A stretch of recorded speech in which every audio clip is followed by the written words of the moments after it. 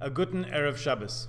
Most of the time, the Torah tells us what to do, and it's up to us to decide how we feel about it. We can enjoy it, we can find fulfillment and meaning in it, or see it as a chore and something to get over with, something standing in our way, an obstacle course we have to navigate to get where we want to go. That's an unfortunate and miserable way to go about life, particularly life being a Jew, but some people do it.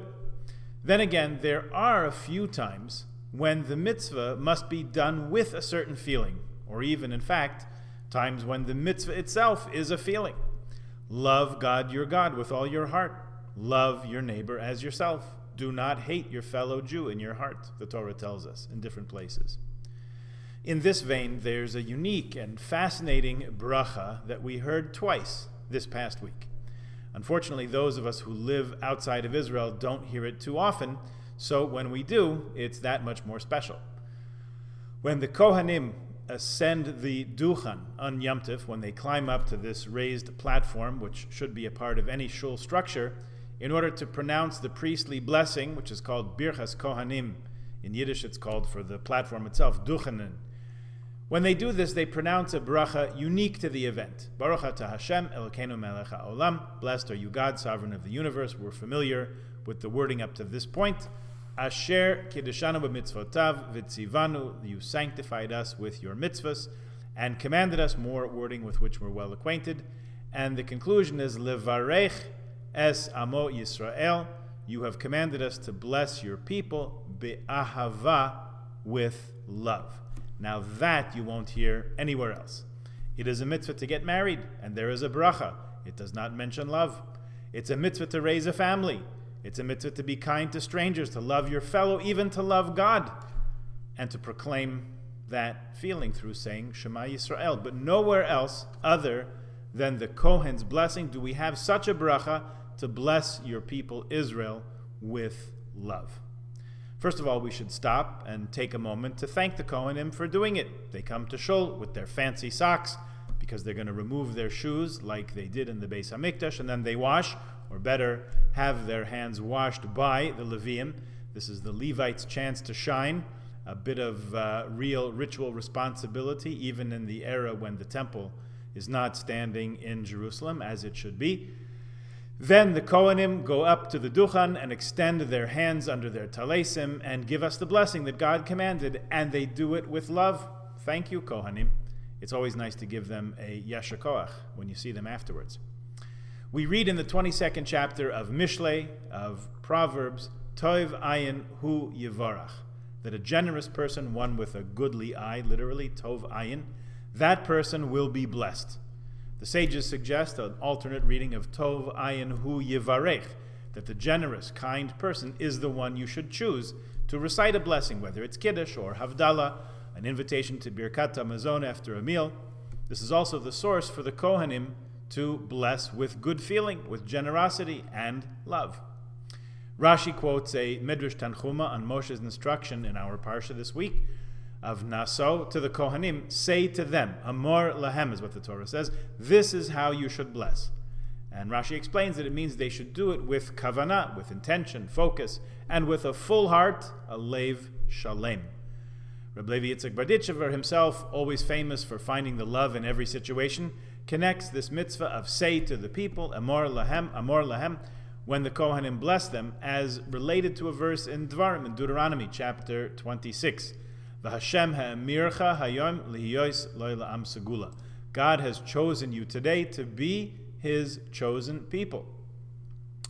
That verse, in Reb Levi Yitzchak's view, suggests love and affection on the part of God. So the Kohanim should reflect that when they bless. Could also be that in fulfilling the verse right after the text of the threefold blessing, where our parsha says, V'samu es shemi al bnei Yisrael va'ani avarachem. God instructs, place my name upon Israel, and I will bless them.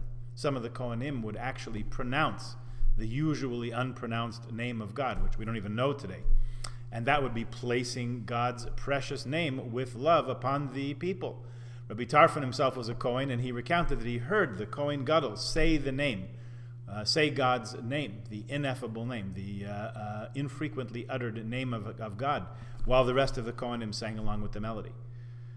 Now let's look at the text of the blessing itself, what the Kohanim say, with word-for-word prompting of the Chazan. Our Chumash gives us a verse-by-verse commentary that's helpful in understanding the basics of what this is talking about. The first of the 3 verses of the blessing is Yivarechecha Hashem v'yishmerecha. May God bless you and keep you. Sifri, a collection of Midrash, explains that this is the blessing that God grant the many promises that are mentioned in various portions of Chumash, that Israel triumph, that its material endeavors succeed, that our children and our livestock be abundant and healthy, and so on. Rashi says that our wealth should increase, and Ibn Ezra says that the days of our lives should increase. Sforno adds that these material blessings are all so that we'll be able to spend more time engaged with Torah learning. We learned in the 3rd chapter of Pirkei Avos, Im ein kemach ein Torah, if there's no food, there's no Torah, suggesting that we need material sustenance before we can fully appreciate spiritual blessings and well-being and holy pursuits such as those.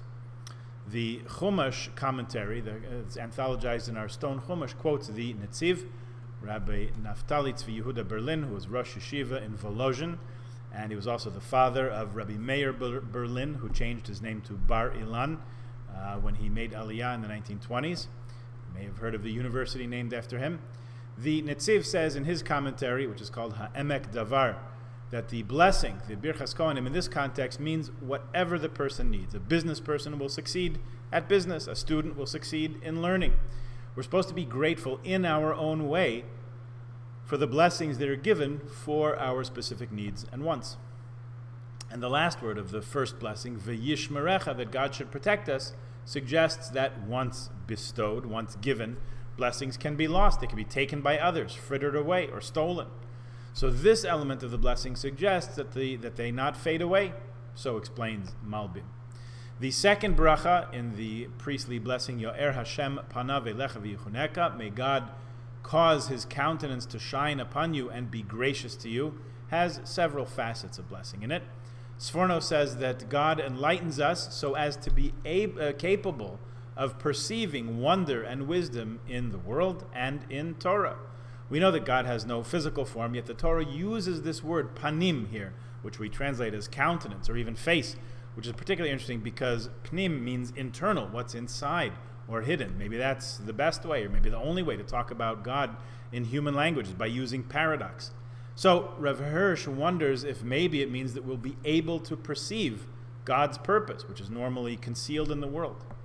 Yo'er, shining or illuminating in this sense, would mean that we gain some enlightenment. We understand what it's all about, what the purpose is, and what our purpose is. That material blessings, as we said, are to be used in the service of godliness, of Torah, of Kedusha, sanctity. And the last word in this middle part of the bracha, may God be gracious to us, v'yichuneka, says to the Sifri that we will find grace in the eyes of others. Why should we need that, or why should we want to need that? If God gives us insight and holiness and meaningfulness and connectedness, who really cares what other people think? Well, we do. That's the truth. We can have all the gifts we want, but if others don't appreciate us, then how can we form relationships? How can community form among people? We need others to appreciate us for what we are, and that is grace. Or if you don't like that interpretation, you can go with Ramban, with Nachmanides, who thinks it means that God will view us with favor. The third portion of the threefold blessing is Yisa Hashem panav elecha v'yasem lecha shalom. May God lift up his countenance to you and give you peace. Rav Zev Wolf Einhorn explains that lifting up our face to others indicates our attitude towards them. So we understand that when God, so to speak, lifts up his countenance towards us, it shows fear and lack of perturbation. The question is asked, how can we say that God shows us favor we don't deserve? How is that fair? God's a God of justice after all. No. Gemara's answer in Tractate Rosh Hashanah is actually one that's familiar to us. God mercifully forgives transgressions that we commit against God or against God's honor. However, our misdeeds against others are not forgiven until we first placate and apologize to those whom we have wronged and seek their forgiveness. Then all is forgiven. Midrash Rabbah writes, it's not a problem. God is partial to us and we are partial to God, and show God favor. And he gives a very practical example. When a person has had a full meal and is completely satisfied, naturally, thanks God for all the bounty. However, the Jews are strict in this and go beyond the letter of the law, even when we're not completely full. Even in the past, when we have not always had enough to feed our families and our bellies were not always full after the end of every meal, if there was every meal, we nevertheless blessed and thank God even for a small measure of food. Since we show God that partiality, it is reciprocated. The last words of the Kohen's bracha tell us, V'yasem lecha shalom, may God give us his most precious gift of peace. Calls to mind the last words in the entire Mishnayos HaKadosh Baruch Hu. It says there could find no better vessel for blessings than peace. And it quotes Psalm 29, Hashem oz le'amo yitain, Hashem yivarech es amo v'shalom. God will give strength to his nation, he will bless his people with peace. I think we've enjoyed relative peace over recent decades, and maybe we didn't appreciate it as much as we might have. Now that war, unfortunately, is much more in the forefront of our minds, we are certainly encouraged to celebrate and to work for and to pray for peace more than ever, perhaps. Or Chaim writes that shalom, peace, in its fullest sense, is not just the absence of conflict, absence of war. It is, rather, harmony among all forces and powers that might potentially come into conflict. Within ourselves, it's the balance of needs of the body and needs of the soul. In a community, it's the balance between the individual and the whole kahal. And on the divine human level, it's us making use of all our talents and capabilities that Hashem gives us for a higher purpose. So peace, in this sense, is truly in the world, it's among ourselves, and it's within ourselves, each of which has its own challenges as we reach for it in each of those settings. So it's particularly significant that the Kohen's blessings are in the singular, if you pay close attention to the grammar. The words do not speak to us in the plural, Yasem lachem shalom, may you all, y'all, be blessed with peace. Rather it says lecha, it says Yasem lecha shalom, give you, as if speaking to one person. There's that distinction in Hebrew. Perhaps the Kohen's greatest blessing is that we, the people, are addressed as one. The blessing is speaking to us as if we're truly one, which is to say, our best selves, which is with the recognition that we are all in this together, that we all belong together, that in truth, we really are one. So the blessing, in addition to calling down and transmitting God's blessings, and even placing God's name upon us, is, as the verse commands the Kohanim, is really raising us to a higher love, a higher level of being where distinction and division is irrelevant, where there will never be an end to love.